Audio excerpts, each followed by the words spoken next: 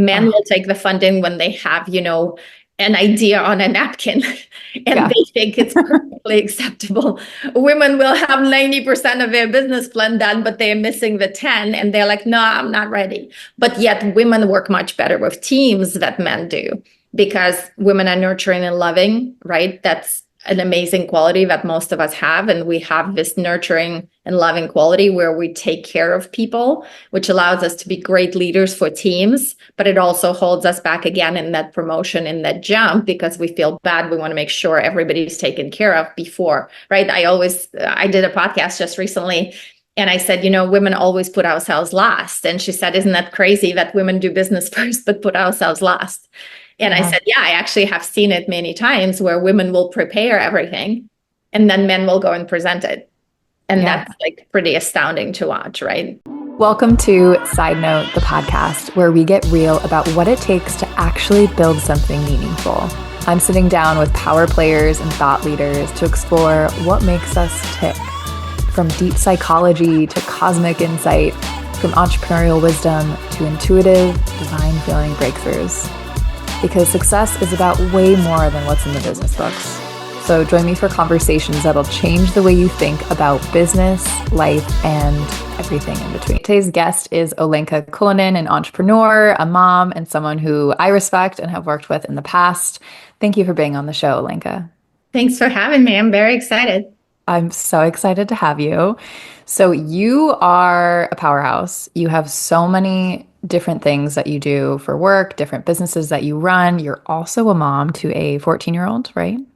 Mm-hmm. Yeah. So Yes, and the teen years, baby. yeah, let's talk about that too. But first, I would love to hear, what do you have going today? What are your different businesses? Yeah, thanks. I primarily focus on I Start First, which is my company, which is designed to empower women to stand in their best, highest version of themselves, to grow and scale and operate their business while having balance, because I genuinely believe that women do business very differently than men, but also that it takes obviously a certain skill set to grow a business. And a lot of times, especially women get super bogged down in the trenches. So they lose the very balance of why they started this business in the first place. And then I'm also a part owner of a product company called Red Shark USA, which is a water bike company originated, it was founded in Spain, invented in Spain, but I have distribution rights with my partners for the United States.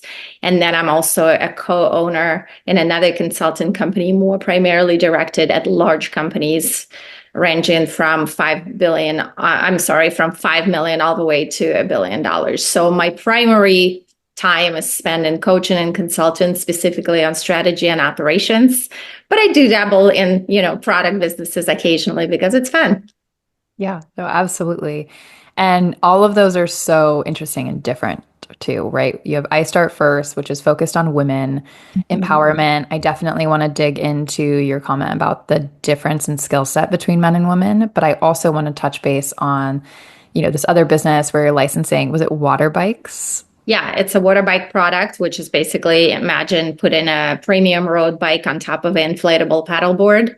And yeah, it's only we are still in our startup mode because we're 2 years in the US, but we did get it in Costco, which was our huge win. We did get a trial run with Costco, which is obviously super exciting for any company, let alone a startup. Oh, congratulations. Thank That's you. really exciting. And then you have the consultancy. So actually, I want to start with the water bike because Sure. that just jumped out at me. And can you walk me through how you got this, how you stumbled upon this new product, how you validated that you wanted to license it, and then we'll get into distribution. Yeah, for sure. I mean, I've obviously consulted with product businesses for a while and always knew it was a completely different experience from having a service business. And anyone who argues you otherwise, you're wrong. It is very different to have a product business because there's so much more involvement, like physical involvement, whether it's supply chain or distribution or having warehousing or having transportation issues. And I always wanted to be a part of a product company because it's so different. And, the reason we got into that is my partners actually were sort of round A investors on a competitive product. I love water. That's just my happy place, anything with water. That's why I live in the desert. But yeah, any free time I get to travel, I always try to be on water. So when we got to see, like I said, I saw the competitor's product here in the US, and then we actually completely accidentally ended up in Europe and literally on the sidewalk bumped into the founder of the bike company. Yeah, absolutely. Like on a sidewalk, I'm obsessed with Ferrari, as you know, and I saw a Vespa wrapped into a Ferrari wrapper, and I was like, "Who owns this?" So I bolted across the street, bumped into him on a sidewalk, started a conversation that gives you the power of networking, and we started talking, and then took us about a year to walk through all the kinks because this was not his intention at all to bring distribution to the US. And we kind of pitched him, well, I pitched him, and we signed NDA that day inside of the office and started the process from there. And then it was obviously lots of negotiations, making sure it's something we wanted to do, was aligned with us, it was exciting. And then, yeah, about a year later is how it came to be. Wow, that's incredible. There are so many stories where founders begin one by accident, but two by meeting someone in a random place. And I find them to be really just magical and serendipitous in a way. So, after these negotiations, you have the contract in place, you're able to distribute it. How did you get it into Costco? Also very serendipitously. You see, I don't believe in accidents. I really believe in business that's operated on faith of where you want it to be, right? I'm not talking necessarily religion here. I'm talking on your belief, right? And there is a higher belief than belief, which is faith. That means it's done and you don't worry about the how, and you know that you want to get it there. So we actually ended up going viral on social media. We had a video of that product in a really beautiful location in California going viral from just us right in it. We went to almost 14 million views. And Costco saw it. So they reached out to us. We didn't pitch them. They reached out to us. And actually, if you want like a super candid version, I thought we were pranked because we were barely just a little bit over a year into distribution. So we're very new, and Costco is obviously super picky. They won't usually take any company below 5 years old. Right. And yeah, and so when they reached out to us, I was like, oh, okay, here's another prank, here's another magical scheme. But then when I went and looked it up, I looked up the buyer and his profile was legit. He was actually on LinkedIn. And I was like, huh. So we responded the same thing. We absolutely started the conversation, and same took about probably good 5-6 months to get us to there for the process. It's obviously a super due diligence process. There's a lot that goes into that. And so, yeah, we walked through the whole step with them. And despite what everybody was saying, how difficult it is, and it's very paperwork heavy and contract heavy, they actually have, consultants who work specifically on Costco contracts. We decided we're going to do it ourselves, and we did. We learned a gazillion and one things in the process, zero regrets. But yeah, I'm a big fan of, I am exactly what you said. I talk to everybody. I meet people all the time, and I'm not afraid to pitch them. So yeah, that's pretty much how my whole business has been. All the companies I've ever done have been in that strategy. You just say what you have and you see what happens. Yeah, I couldn't agree more. It's all about what you believe yourself to be capable of, and the more that you believe you're able to be capable of, the more you are capable of, and it does come through however it may come through. As you said before, letting go of the how. Now, you said you learned 1,000, a million, a gazillion and one things throughout this process. What's something that you learned in this Costco distribution chapter specifically that you think most people would be surprised by? How many participants in the logistics chain, because we thought because it's such a conglomerate, they pretty much have, they own everything, right? Like they kind of own the marketplace and the distribution channel. And it's 100% not true. Actually, everything they do is outsourced. So you end up working with multiple, and we're talking like 5-6 different logistics partners, which makes it extraordinarily difficult to make sure that everything jives together. Hence, tons and tons of paperwork and making sure that everybody is kind of on the same page and following up with 1,000,001 people. But yes, for a company of that size, I thought the channel would be a lot more kind of organized and driven by them. And it's not at all. It's completely outsourced. Mm. That is surprising. And I do find that is actually more often the case with corporate companies. You think Yes. they have all the resources, the biggest budgets in the world, and then you start to work with them and you find a lot of plug-in teams, if you will. Yeah. Which I think is teaching everyone a really great lesson in business that if you actually look at it from a position of a smaller business, you should never do things okay. You should actually find people who do them exceptionally well and outsource it to them as much as possible. So your goal is to have smartest, teams collaborating together and not you driving everything. Yeah, absolutely. And a lot of our listeners are women who are entrepreneurs in the early to mid stages. And I think that stage specifically is when you learn to delegate, when you start bringing in people. And I remember the first time I made a hire, I was wowed by how much time that was freed up and how valuable it was. And then when I brought on my second and third team members, I was like, okay, this now we're moving, now we're grooving, we're in a serious phase of growth.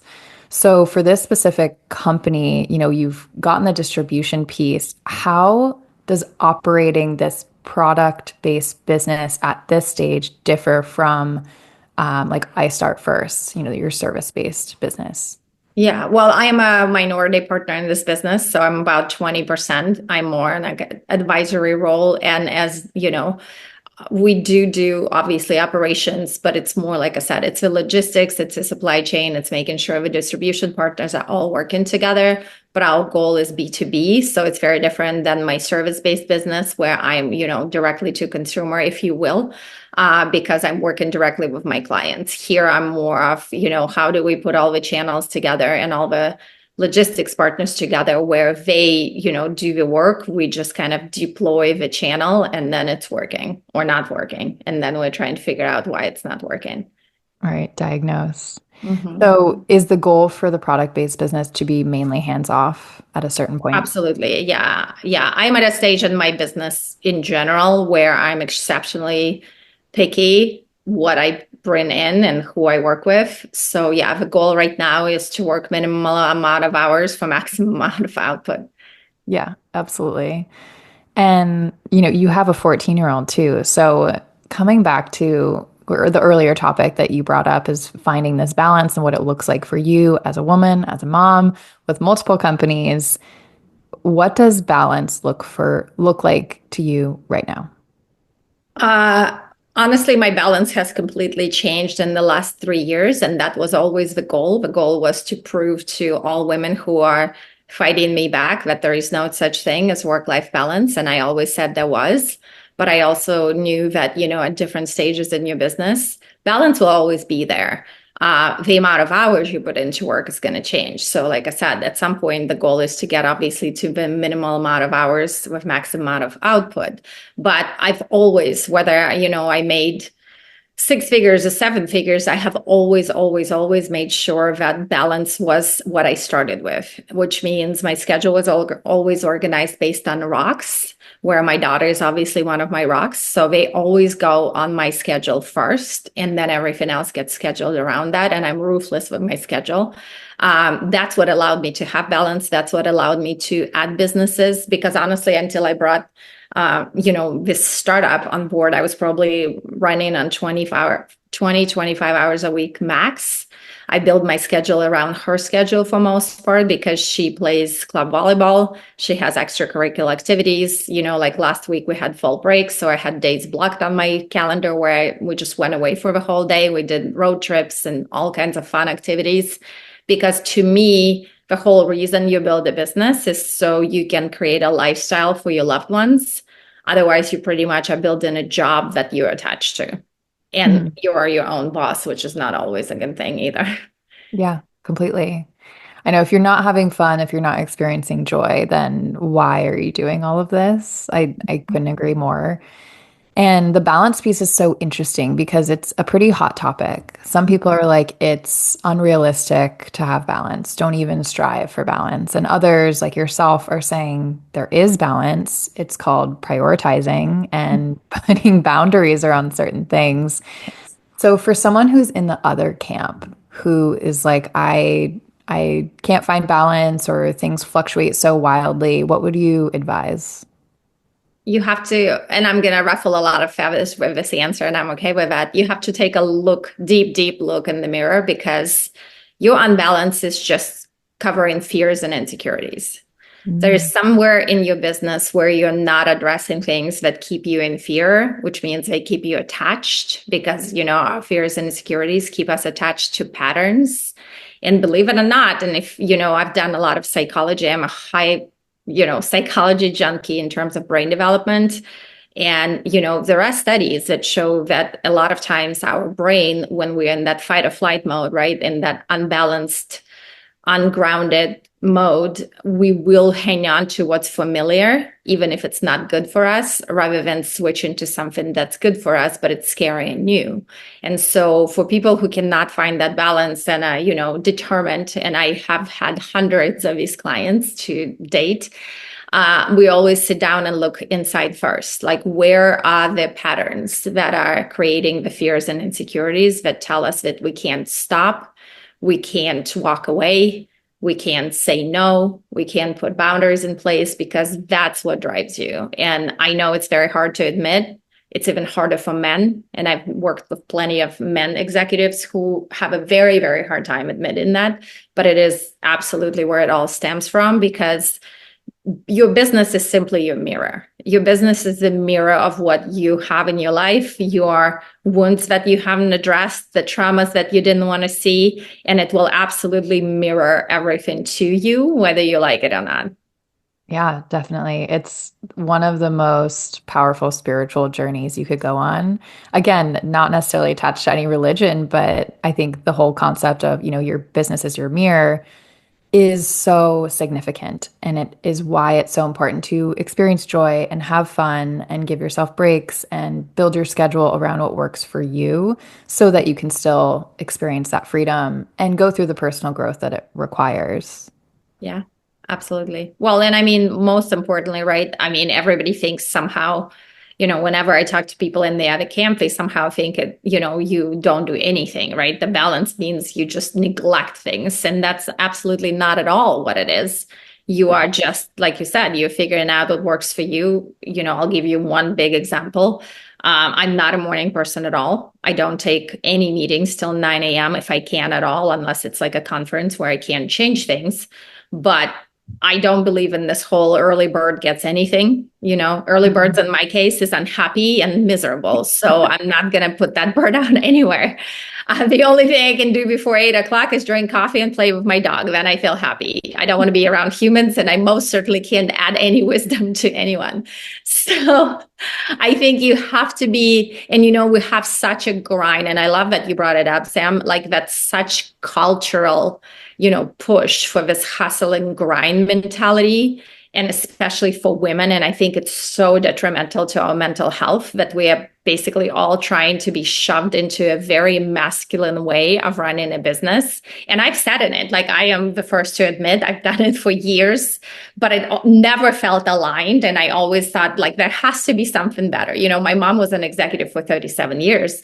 So I always looked at her and thought, me writing a letter to Santa at 5 asking for my mom for Christmas is not a good way to run a business. That's years of therapy, by the way, that just came out without crying. But, that's what I'm saying. Like, for me, it's always been like, I felt like it was such a massive push from the outside that never aligned with the inside. And I feel that there's so many women, and at least I've seen it and I've met them. There's so many women who don't feel aligned, but feel so guilty, right? And guilt will keep you in the office more than any task list you've ever had. And yet they feel guilty that they're bad moms or they're bad partners, or, they're never there for anyone, right? I hear this a lot, and I'm sure you've heard it too. I can never get anything done. What is wrong with me? I'm always behind. Nothing is wrong with you. We're just all like feeding into that culture, unfortunately, that's super masculine. Yeah, absolutely. Your fears and your guilt is attached to these patterns that don't work for you. And I find too, a lot of entrepreneurs that have worked in corporate before have this corporate conditioning they need to untangle. And for me, that looked like feeling like I needed to be working 9 to 5 business days. And then I soon realized the same thing. I'm actually not a morning person. I need to have my coffee. I need to do whatever I need to do in the morning. And my wisdom turns on at around 10 a.m. to be face to face with people. Yeah. How do you think, you mentioned the differences between men and women, and you work with both. What are those stark differences? Well, brain development to start with, because that's how I did my minor was in psychology in college. But then as I started progressing and I first started adding consultant, right? Because 90% of my clientele are female founders and business owners. But then I started adding corporate consultant clientele where was more and more men coming in. And I thought I saw such distinct differences. So I started basically taking any psychology course out there that's available for male versus female brain development. And I actually teach a course on what's called gender intelligence. And it's not because we're better or worse. It's because men and women's brains are wired completely differently.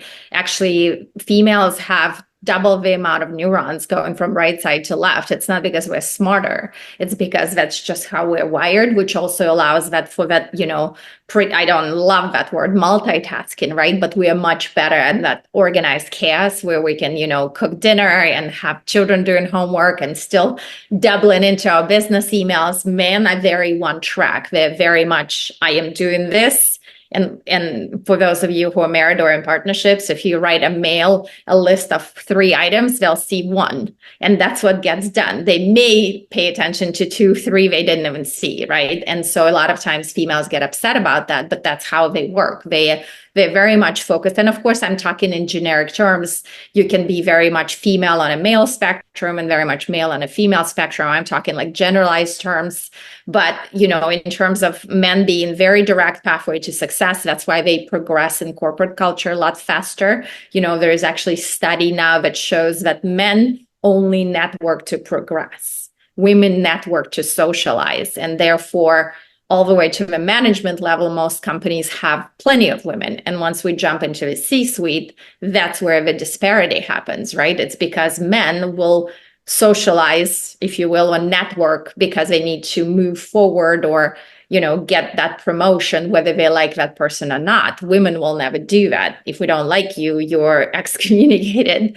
But then also women are incredible networkers, right? Male on an average will tell 7 people only, 7 to 10, only if it matters to them, only if it's actually relevant. Women will tell 20 to 30 people whether it matters to them or not. Therefore, like if we get our hair done, all our girlfriends go there. If we have our nails and it's a great gal, everybody knows about that, right? Women go on vacation, you meet each other, and it's like everything. We experience vacation with you. Men go on vacation, they bump into each other. You good? I'm good. Shoulder tap, we move on. So like in terms of business, that shows very directly. And with men, they will fake it till you make it a lot better than women.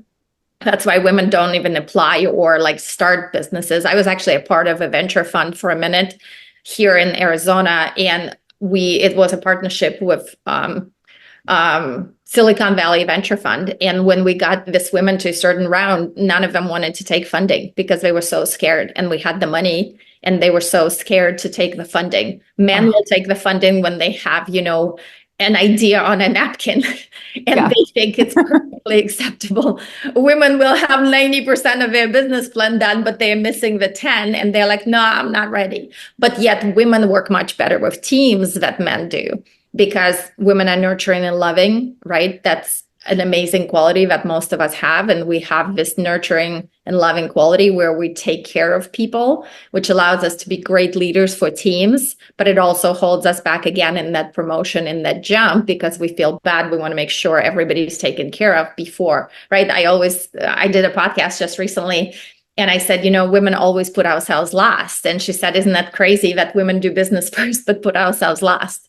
And I said, yeah, I actually have seen it many times where women will prepare everything and then men will go and present it. And that's like pretty astounding to watch, right? Oh, yeah. I've noticed that too. I have certain clients who might have a whole launch plan, but they haven't done any marketing because they're too scared, or they're scared to charge higher prices that they're absolutely worth and deserving of. but because they're nervous or they don't think they're ready, they don't have that, last nudge. And I talk a lot about these differences. I did an episode about masculine versus feminine energy in business. And I love the way that you talk about the neuroscience aspect, the psychology aspect, the actual like neuron piece. I find it fascinating how these things relate to kind of our primal ancestors, right? So men, they're going out and hunting. It's very much a focused task, right? They are aiming, they're strategizing how to, whatever, get their food that they'll bring back to their community. Women are in the community, they're gathering, they're working in more networks than these more siloed positions. Yeah. So it's very interesting to see the relation between those two and then bring it all the way to today in business. Yeah. Well, because I mean, when women ask me, why do you think I am like that? Well, it's years and years of cultural upbringing, right? I mean, the good girl syndrome didn't bypass most of us. And, it most certainly shows up in business where we are trying to be the good girl till, we can't breathe anymore. And then we are making sure everybody's good, right? And I love what you said about your clients. I mean, my favorite is when they create a website and the About Me page is missing because they think it's not important, and I'm like, Yeah. really? Because people do business with people before they do business with business, but that worthiness, right? Like that, am I ready? I just had a client recently who is the CEO of a company and her business card said creative director because she wasn't ready to step into her own. And we had to work through that. And hence the mirror, right? Like you have to look at what's there culturally. And I mean, for me, my upbringing was like a total, I grew up in Eastern Europe. It's a very patriarchal society. I was supposed to be the princess, my brother was supposed to be the rough, all the sports, all the outdoorsy stuff. I was supposed to crochet and play piano and, cross stitch and dance. And I did all the things. I only liked piano and ice skating out of everything. But, I still had to go through the whole list of those expectations because, I was supposed to be brought up in a particular kind of way. So. Mm-hmm.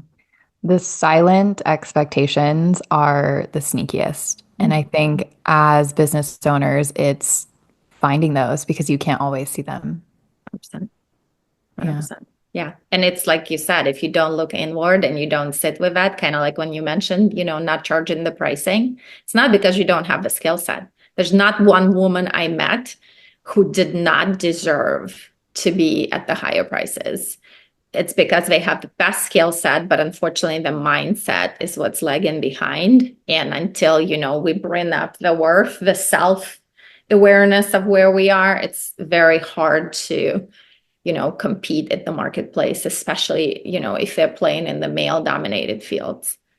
Absolutely. So women, if you're listening to this and you relate to this at all, please listen in, lean in here. I like talking about side notes. And to me, a side note represents kind of these anecdotes, the footnotes that we tend to hold on to. So we can talk about theories and big ideas all day, but what is the side note that you would add or the practice that you would recommend for women who are dealing with this to start to see what are some silent expectations that might be determining some of their actions or behaviors? I would definitely do some journal entries on what are some of my beliefs I grew up with, because sometimes you have to put it on paper to see it and like go raw. I had to go and sit through some of my childhood experiences when I literally was put in a little chair, at family events to recite poems because I was a good girl and with a little bow and a pretty dress and, all these things that we find seemingly, unimportant, like you said, that sometimes go unnoticed, actually play fairly large parts. So I would go back into your childhood specifically and look at the roles that your parents carried and kind of write down some of your limiting beliefs. And then on the other side of the page, I would write down the beliefs that you should change them to or need to change them to because that's what's holding you back, right? Like if it's, the good girl syndrome, how do I show up with kindness and love and nurture, but with massive boundaries? Because first you have to kind of acknowledge what are you up against, right? Because I wish it was a flip of a switch and I wish I could say I was born this way. I was not. I mean, my family, my mother's side of the family, and I'm named after my grandmother, is extremely masculine women. These women all were, my grandmother was 5'4", never worked a day in her life, and her nickname was the General, if it tells you anything. And I'm named after her, right? So my grandfather on my mom's side was probably the most feminine in the whole family. And that's what saved me because I grew up with my grandparents and I loved him. He was my favorite person in the whole world. But you have to kind of recognize where some of your roots are and create new beliefs and almost start reading them as affirmations, because part of where we're stuck is a lot of times we ignore, like you said, the unnoticed. And then we try to kind of put a lot of bandages on top without recognizing the roots. Yeah, completely. And I love that. Journaling is very powerful for letting things arise naturally. I actually did it last week and I did this exercise where I tapped into a younger self of mine and I wrote different lines. So I would write my handwriting as if I was talking to her, and then I would change my handwriting and allow her to respond through the practice of writing and go back and forth and had this dialogue. And it was more engaging to me for me than writing a list, which I've done in the past and has been really powerful. But this is another way you can tweak it, listeners, if you're trying to play with this a bit more. And so what Olenka is saying is really look at the past, look at the present, how things are coming up, and then choose, how do you want to change things? What do you want the future to look like? And I can tell you, like, for me, the biggest push for this was the fact that I have a daughter, right? So I had an amazing divorce counselor. If anything great came out of that, was the fact that she said, unless you learn these patterns and figure out how to change them, you're going to watch your child live through them in about 10 years. Oh, wow. And that was, if she told me that day that I had to go and eat, wet concrete, I would be like, done, sign me up, because I would never want my daughter to experience these things. And so for women, especially, I think, because we're such a powerful connector for our children, for those of you who have children, if nothing else motivates you, just think of the fact that you would want them to genuinely do better and not have the attachment patterns that you are experiencing right now. Yeah, future children or even future mentees, if you're someone who doesn't want to have children. Yeah, What if a younger girl came to you who was a lot like you and wanted to, progress in your same direction? How would you advise her? So I think those are really powerful lenses to work with. for sure. For sure. Agreed. Yeah. Well, Olenka, this has been such a beautiful episode. Thank you for sharing all of these different tidbits, your stories. Just, it's really appreciated. And I think this audience is going to get a lot out of this episode. If they want to follow more for I Start First or to follow along with your journey across all your companies, where can they find you? Yeah, the easiest way is istartfirst.com. You'll remember the phrase because it's literally I Start First. And then on social media under I Start First or my name. And yeah, it will be me responding to you, not bots. So feel free to reach out. Amazing. Thank you so much, Olenka, for being on the show. So please follow along with her journey. And my name is Sam, Samantha Fackler. You can find me at growwith_Sam and all the links in the show notes. Thank you for listening.